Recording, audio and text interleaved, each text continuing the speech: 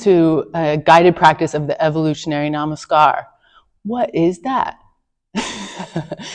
So Namaskar means salutation, and you may have heard of that from the Surya Namaskar, or the sun salutation, or the Chandra Namaskar, or the moon salutation.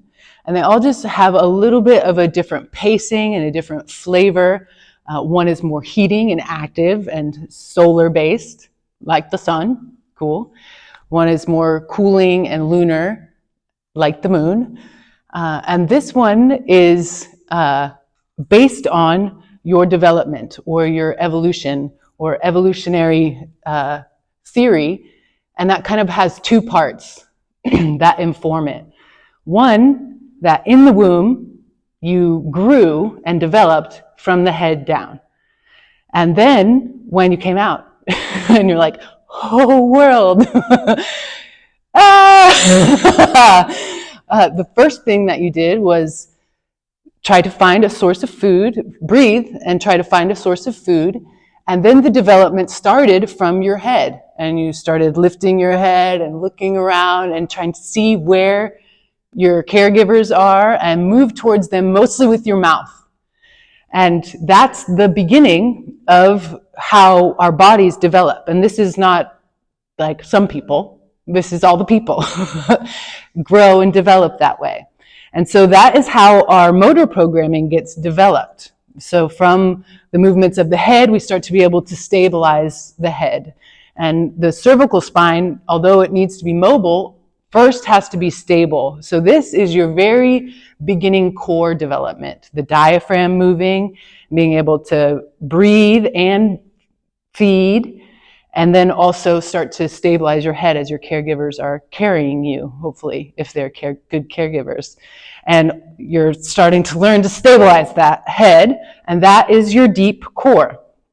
And so if we kind of slowly and in a meditative way revisit these developmental milestones, from the first head movements to the first reaching movements to the moment where you just finally decide that you're going to push yourself up and balance on your arms, to when you think, maybe I could get all the way over there, and you come up onto your hands and knees and crawl and rock back and forth. So if you have any babies or children in your life, or have had any in your life, you could watch this happen and watch it take place and kind of see how fundamental to all of us it is. And so this salutation takes those developmental milestones and puts them into a flow sequence, just like the Surya Namaskar or the Chandra Namaskar is, so that you can, in this meditative way, revisit all of those places and feel where the kind of glitchiness is. And you'll feel it like, this side is way harder than the other side. So you'll start to be able to feel and recognize asymmetries physically that you have, and weaknesses that you have. And so the movements are kind of binding you by the posture. So we're using the same kind of theories that we use in posture practice to really move in a way that's particularly sensitive and trying to discover what's going on inside of your body, that as a foundation of what posture practice is all about. And then now we're applying it to what is this movement pattern like for you? What is moving through this particular movement pattern like for you? And so as we go, I'll kind of be talking a little bit about each stage, but also not talking because it's a time for you to feel, and a time for you to kind of learn in a way that's a little bit different than head knowledge and note taking and all those things, which are good, but it's through direct experiential intimacy with doing. And that's what yoga really offers us as a different way of learning about how our body works. It's like not just that skeleton and not just those diagrams, but it's actually this experiential intimacy with your own body and how your body moves and functions, and how your breath patterns mirror what's going on in your body. So I want to show you, to start, a few of the movements that will be kind of especially strange so that you can get a feel for that you're doing it right, even though it feels a little strange. So we'll move and spend a lot of time developing your breath at first, and then we'll move into doing some rolling and some head lifting first. And it's important to know that we lift our head right before we crawl. So all of the sequence is being informed by, I'm not going to go to that step before we've really visited and made clear this step. So each step builds the step we're going to next. And this roll, we really develop the eyes and the mouth, and the head goes with the hand, and the head is like initiating the action because the eyes wanting it and the head moving toward it, like I'm trying to put my mouth on my thumb. So this is a pretty strong neck action, and it's asking the neck to do quite a lot of stabilizing. So you may feel it's like, and that's common. So the movement will continue, and you'll keep trying to reach, and you'll kind of feel these like, I could not possibly go any further, so I'm going to push with my leg, but that's not what we're doing. We're keeping the legs totally relaxed. It's like you don't even know you have legs yet as far as your development goes. So reaching and lifting the head and not pushing with this arm until the movement rolls you over. Yay, baby rolled over. So this is a big milestone when there's the ability of the baby to go from tummy time to their back on their own, right? And then there's the way back, which also is really head initiated. And it's like you're trying to reach for your mom or the bottle she has, and you're trying to get it with your mouth. And so this is going to feel really odd. And for those of you that are teachers, the types of things that you'll see when you have people do these movements is a pushing back with the head or pushing down with the arms to go up, right? Which logically doesn't make any sense at all. Why would you go down to go up? So correcting this pattern to where they can go up and have the thoracic spine free enough to roll all the way over is going to have huge effects on everything down the chain alignment-wise. So when I'm working therapeutically with folks, like I know they want to do something more advanced than these simple, slow, really basic movements, but getting those movement patterns corrected make it so that when we start to visit warriors or scorpion or all the awesome things that your body can do, that the whole movement chain is kind of on board, that there's not dysfunctional patterns, that once we get into something really difficult in advance, say for example, a rotated warrior, right, where I'm reaching, well, if I don't have this mobility, then I'm going to just let all this go to make it happen. And so none of the work is actually happening where it's intended to in the thoracic spine. Everything else is giving and going with it to make that happen. And so by visiting it on the floor, say in this creeping position, which was our first lunge, and reaching and building the mobility here, then the actual movement is happening in the thoracic spine. So then once we come up to standing, there's a felt awareness of, okay, well, the difference in feeling of turning my thoracic versus turning everything below, as you saw me in standing.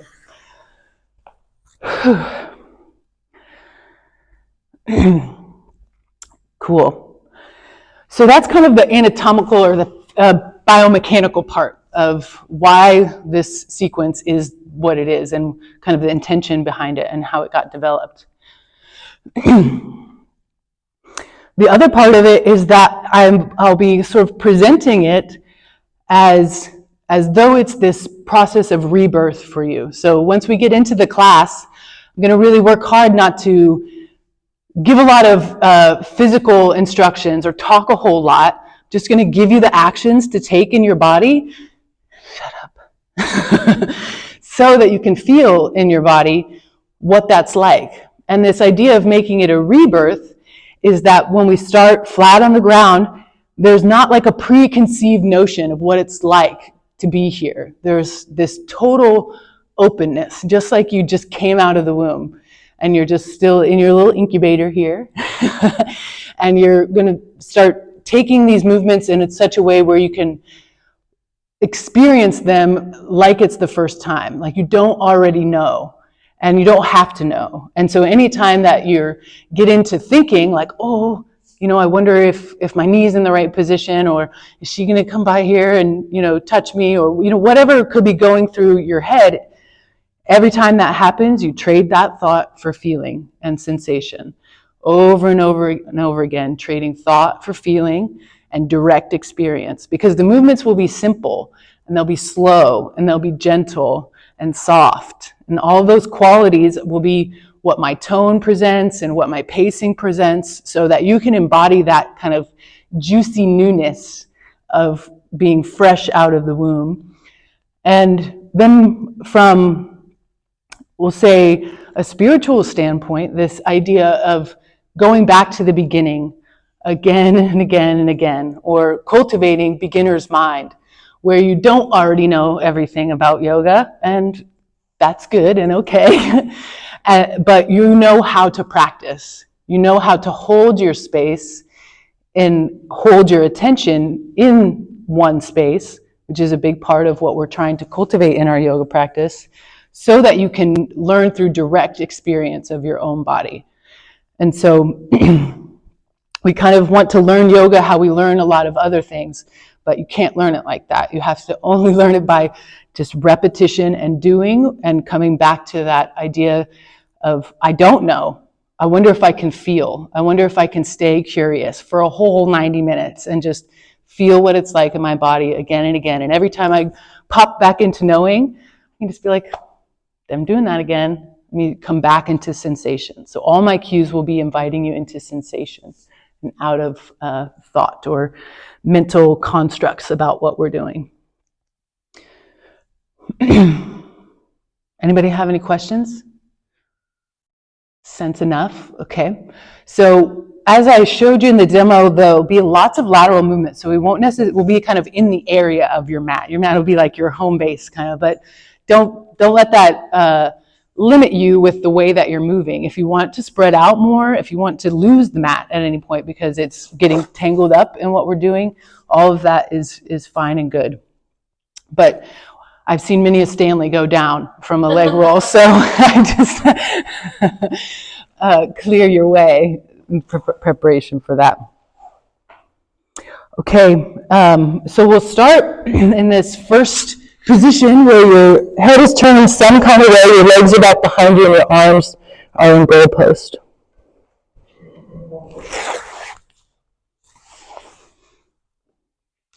And there, I think I briefly mentioned this. It's kind of the introduction to a therapeutic approach. And part of that is this deep and undistracted self-attending. So we won't have music because the listening and all of the capacity for your listening is to go towards your own body. So it can kind of be uncomfortable here at first on the belly, so any adjustments that feels like you need to make to kind of have the shoulders broad and the hands relaxed. And then begin to bring attention to your breath, and we'll spend quite a lot of time developing the breath because this is the first thing that baby does. And so the effort here is to bring the breath in and also down. So this action of bringing the breath down is to cue the diaphragm, which is the first core muscle,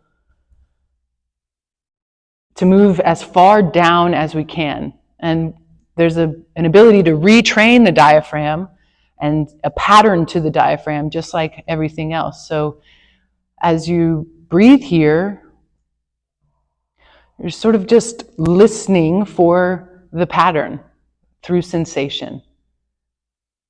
And